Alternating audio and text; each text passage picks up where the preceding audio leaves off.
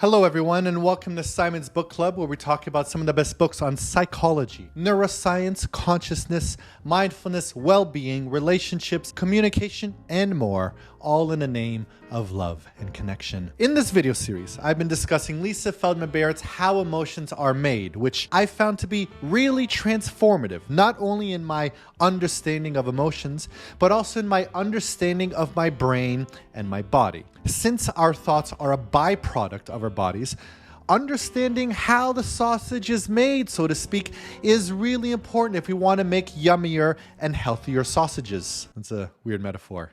Let's roll with it. I came to this book after reading Nonviolent Communication, which suggests that in order to connect with others, we need to stop telling them what's wrong with them and to express more what's alive in us and to talk more about what we're feeling. How emotions are made and the theory of constructed emotion really helped me in understanding what's happening in me when I feel a feeling. How do I feel any emotion at all? Where do these emotions come from? The best idea we get from Lisa Feldman Barrett is this. Our bodies have budgets of different resources, like all of our hormone, adrenaline, cortisol, insulin, and more. These aren't unlimited. We spend these resources when our brains predict something of importance for us to do. And these resources get us all ready for action. We get butterflies in our stomach, or anxiety, if you want to call it that, when our secret crush walks by, or our ex-girlfriend, or our best friend, or a police officer. When we spend these resources, our bodies feel this spending happening viscerally through our organs and our interoceptive network. An interesting fact here is that every region of the brain that's associated with emotion is actually a body budgeting region in the interoceptive network. Our brains manage this body budget, kind of like the control tower at an airport and how it manages the flow of airplanes. When our body budgets get depleted and we don't offer ourselves self-care to replenish this body budget, like through eating a healthy and nutritious meal or through getting adequate rest, our bodies start to feel kind of crappy, which leads to us feeling some challenging emotions, which in turn leads to old patterns of challenging thoughts. What we can do next at this point is where we can start to blend the ideas of how emotions are made with the ideas of nonviolent communication. When our needs aren't being met, or when our body budgets are in need of replenishment, this often results in us blaming others and telling them what they should do instead of us taking care of ourselves, instead of regulating our own emotions, instead of replenishing our body budgets on our own. Nonviolence is when we take care of ourselves and our needs first. Violence, on the other hand, is when we judge and we blame and we shame and we criticize and moralize and tell others how they should be to make them feel shitty enough to change some way so that we could get our needs met, so that we could feel a little bit better in this world. I talked about that in the nonviolent communication video I made, so check those out here if you haven't already. Now, the most popular idea from nonviolent communication is the outlining of the 4 steps of the nonviolent communication process, in which we express our observations and not our judgments. We express our feelings and not our thoughts. We express our needs and not our strategies.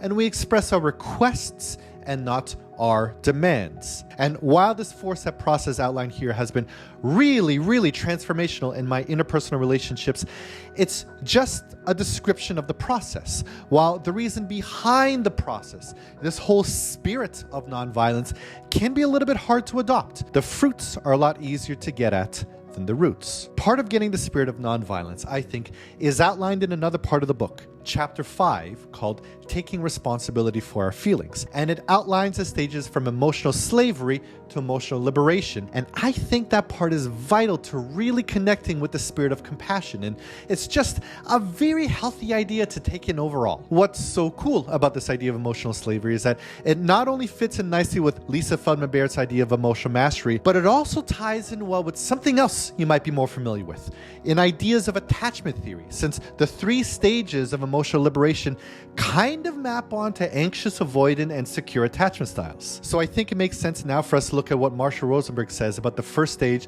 from emotional slavery to emotional liberation. In one stage, which I refer to as emotional slavery, we believe that we're responsible for the feelings of others. We think it's our job to make everybody happy, and if they're not happy, we feel responsible and compelled to do something about it. This can easily lead us to see the very people who are closest to us as real burdens. It's understandable how we could find ourselves in a stage, as many of us have grown up with messaging from our families of origin that some of our actions are not only not accepted by them, but also with the messaging that our actions are directly responsible for their emotional states. You know your father gets very angry when you make too much noise, or it hurts your mother when you get bad grades at school. I don't know what accent this is. Our caregivers couldn't process their emotions in healthy ways on their own, and so they demanded that we, as children, behave in different ways to serve their needs rather than vice versa. And so we've internalized this message that we can't be safe unless we take care of the emotions of others. And we've brought that messaging into our romantic relationships as adults. The idea we take from a childhood of emotional slavery is that we have to do something to be loved. We have to act some way in order to be cared for, rather than us just knowing that we are worthy and deserving of care, and that we are deserving of love unconditionally as we were when we were just born. And we likewise internalize the message that if we are responsible for the emotions of others, so too are they responsible for ours. In many ways, it seems like we don't have relationships with others, but responseships. Yes, I just made that word up. It's a beautiful word, isn't it? We have responsibilities more than we have relatabilities. Okay, that sentence makes more sense. Our relationships become our jobs, and we begin to see our relationships as hard work. I'm sure you've heard that before. Relationships take hard work. Ugh.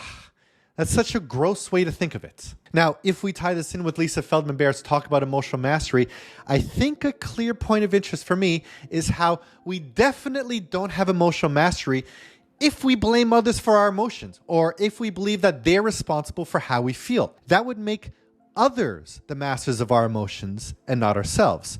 And that's not the message that we want to take here.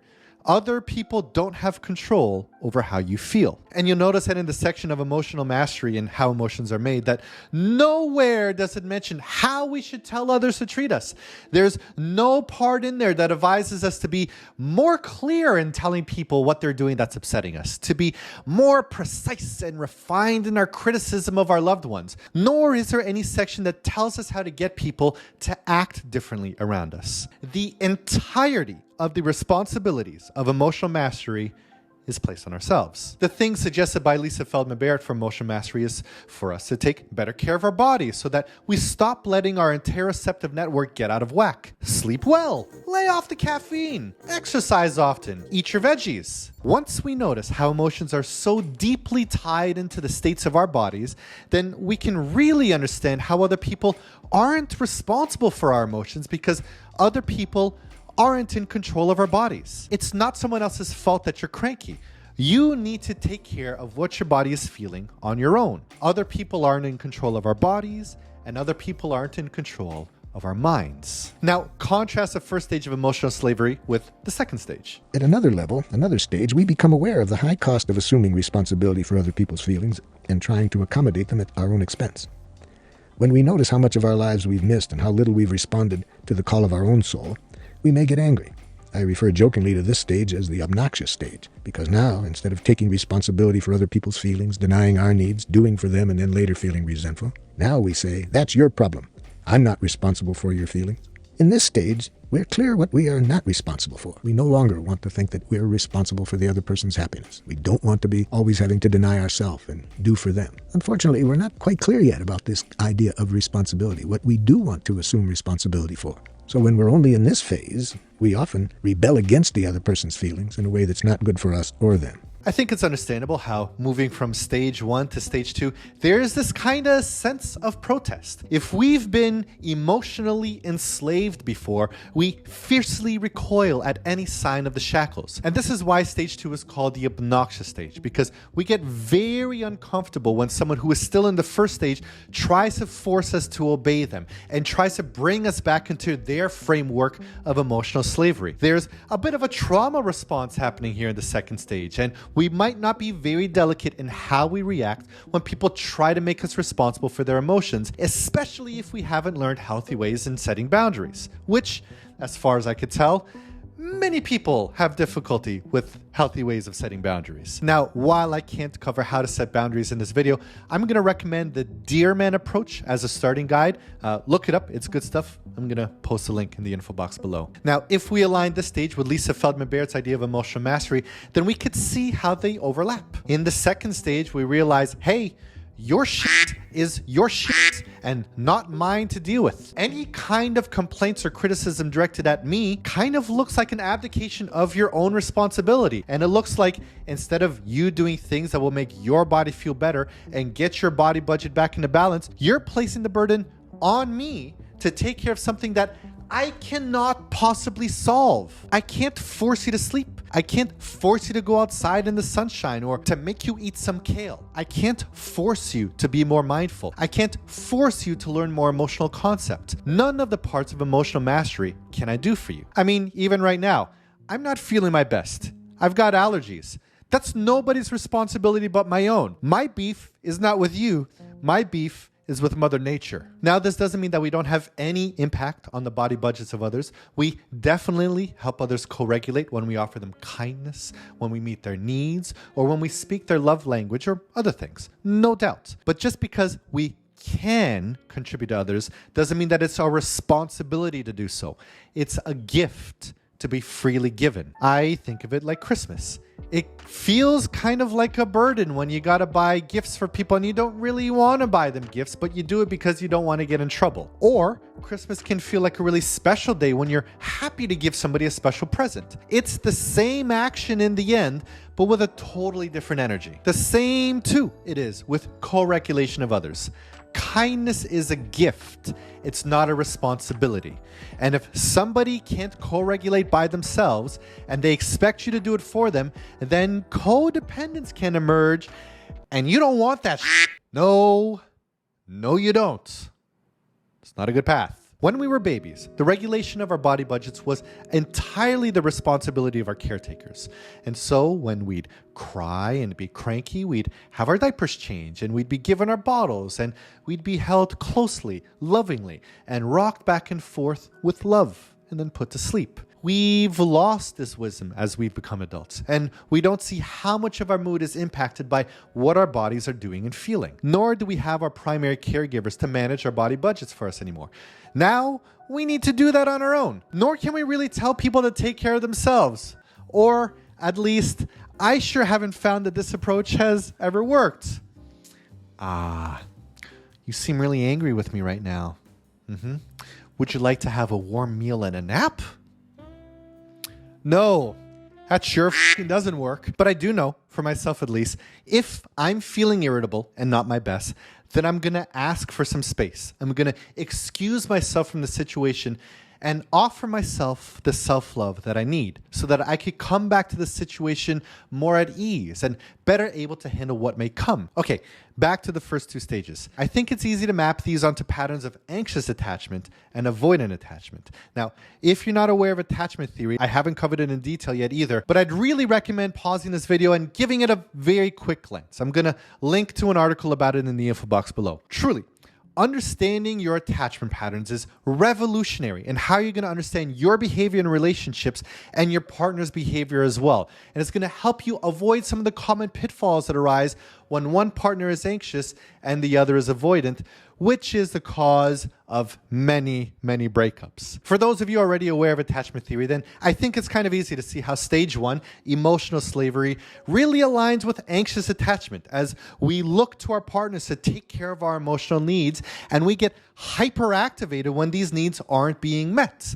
While in stage two of emotional obnoxiousness, that aligns more with avoidant attachment, as avoidant partners often feel smothered and they kind of need the need for space to self-regulate and to self-soothe when their anxious partners are demanding to be taken care of. I think then you're going to be able to see how stage three, emotional liberation, really aligns with secure attachment as well. So when we reach a third stage of what I call emotional liberation, whenever we do respond to the needs of others, we do so out of compassion, never out of fear, guilt, or shame. We make sure that we don't suppress our own needs in responding to the needs of others. Therefore, when we do what others want, it's fulfilling to us. We also have the consciousness that it's a gift to other people to hear our needs And so we express our needs with the Santa Claus energy that I mentioned earlier. So emotional liberation involves stating clearly what we need in a way that communicates that we're equally concerned with the needs of others as well as our own. I think this description of emotional liberation is just beautiful, and it's how I want to live my life. There are few things in the world that feel as good as genuinely bringing joy to others, out of a sense of abundance and joy, not out of a sense of obligation and a fear of consequences. In stage 3, we give to others not out of a sense of duty, responsibility, shame, or guilt, not because we're expecting anything from them in return, not because they're now in our debt and they owe us. Instead, being kind is an end in itself and not a means to an end. And we're kind to others because it just feels good to be kind. In the first stage of emotional slavery, giving is beneficial to the recipient, but not as rewarding for us, as we're often giving to avoid punishment. In emotional liberation, giving is mutually beneficial. I benefit because it feels fulfilling to be kind, not because I'm avoiding upsetting you. Helping you really helps me, because the happier you are, the happier I'll be. High tides raise all ships. It's a repositioning of sorts, a reframing of the situation. In the end, we're going to get to the same destination, but do you want the carrot or do you want the stick? The argument that I hear from others that are still in the first stage of emotional slavery is that if you are not responsible for my actions, and if you are not coerced into acting pro-socially for fear of hurting others, then you're going to go around being the true monster that all humans are, and will just be damaging and abusive to everyone, and society is going to collapse. It's kind of like the arguments that if there's no police, we're all just going to murder each other. And man, that's just not the view that I want to subscribe to. That's not the world that I want to live in. That's such a depressing way to view society and to keep us disconnected and afraid of others. Really, if we think that everyone is just out for their own selfish hungers and appetites. In this view, society doesn't have the room to operate from a position of love and kindness, but out of a sense of fear and punishment, and will always be ruled by domineering people wielding power and violence. Overall, while some people told me that I'm not being realistic but idealistic, I actually think that they're the ones that are coming from a scarcity mindset, while the position of emotional liberation comes from an abundance mindset. And from my experience, since making this pivot and changing my framework, since moving from a fear-centric mindset to one of love, I've really come to realize that the overwhelming majority of the people that I meet are generally kind and caring people. Truly, majority of the time in my every day-to-day experience, the people that I'm around are warm, generous, inviting, smiling, kind, and really just doing their best. So that's all I'm going to say about emotional slavery here today, though I could talk about this for hours with many different ways to frame and view this situation. Let me know how this sits with you. What stage of emotional liberation would you say resonates with you the most? I gotta be honest, I don't have much experience with people in the third stage, nor do I know many people who are securely attached for that matter. And how comfortable are you with recognizing your patterns of anxious and avoidant attachment? I'd say leave a comment here or head on over to the Discord, where we've got a great group of people really digging into these ideas and more. We've been having a great talk about metamodernism lately, and that's a rabbit hole that I'm totally interested in going down. Metamodernism, it's my new kink. Kink is the wrong word. Or is it? I don't know. Otherwise, if you found this video at all useful and you like the message behind it, please consider supporting this project on Patreon. I'm not interested in giving book summaries here, but really digging into and connecting the ideas from these different books into a healthy and a connected worldview. This is an important project, I think, and I'd love to see your support here. Patrons get these videos ad-free and a day in advance before they go live on YouTube, along with extra content and scripts and more to come. And with that, I'm feeling a little bit of a sense of sadness arising in me as this series on Lisa Feldman Barrett's How Emotions Are Made is now complete. 9 videos. That's a lot. I'm happy to have been able to talk so much about this theory of constructed emotion and to get a better understanding of how our bodies create emotions and to be able to tie it into the other ideas that are important to me, like nonviolent communication and the ideas in All About Love. Next up, I got a few series ideas that I'm working on. I've really been interested in Anil Seth's Being You, which plays really nicely into the ideas from how emotions are made. But I'm also really interested in going back to ideas of love a lot more. So I've been working through this book, Love 2.0 by Barbara Fredrickson, which explains what happens to your brain and your body when you experience love. I mean, we just learned all about what happens when we make emotions. What happens when we feel love? How does that happen? Well, this book talks about it. So let me know what directions you'd like me to go first. Otherwise, I'll see you soon. Thank you for watching this video. Mwah.